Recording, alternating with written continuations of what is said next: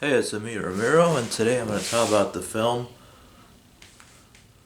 The Invisible Man. The Invisible Man is a new 2020 film, and it's a reboot, kind of a remake of the 1930s or 40s film, I believe, called The Invisible Man as well. Now, The Invisible Man was part of the Universal monster movies, and Universal wanted to do a whole dark universe with Johnny Depp as the Invisible Man, which didn't work out after Mummy miserably failed. Now, this movie stars Elizabeth Moss. Moss is the only actress I know. The other ones are not. I don't know. I'm a big movie guy. I don't know any of these actors, so maybe that's my fault. Anyway, the whole movie is about Adrian, who's an abusive husband, and he tries to torture Elizabeth Moss' character, Cecilia, as the Invisible Man. And the movie starts out in a very tense sequence of Cecilia trying to escape her abusive relationship out of the house, and has some very close calls, but she makes it out.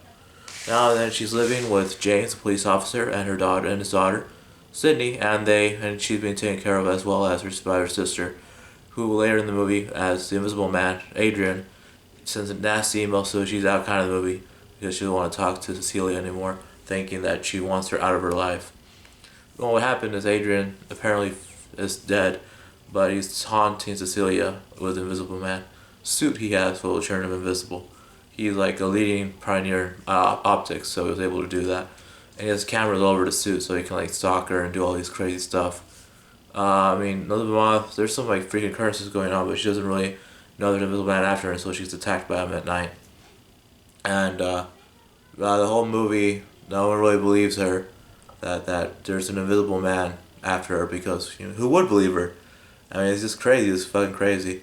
The whole time, the whole time, the whole time, just no one believes her.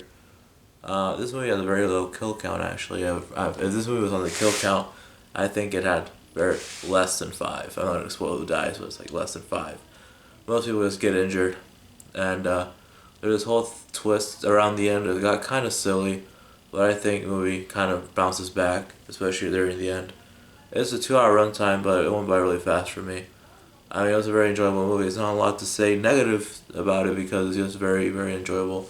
Like I said, this would have been part of the Universal monster movie. This movie is distributed by Universal, but I believe it's produced by Blumhouse. Blumhouse is pretty much who did behind this movie. That's why I think it's Universal and Blumhouse. That's why I think Elizabeth Moss is in it because she was in last year's movie Us, which is also Universal, and I believe Blumhouse had something to do with it. But I don't know their producers because Blumhouse produced Get Out, and Get Out was her first like big award movie, and it won an Oscar.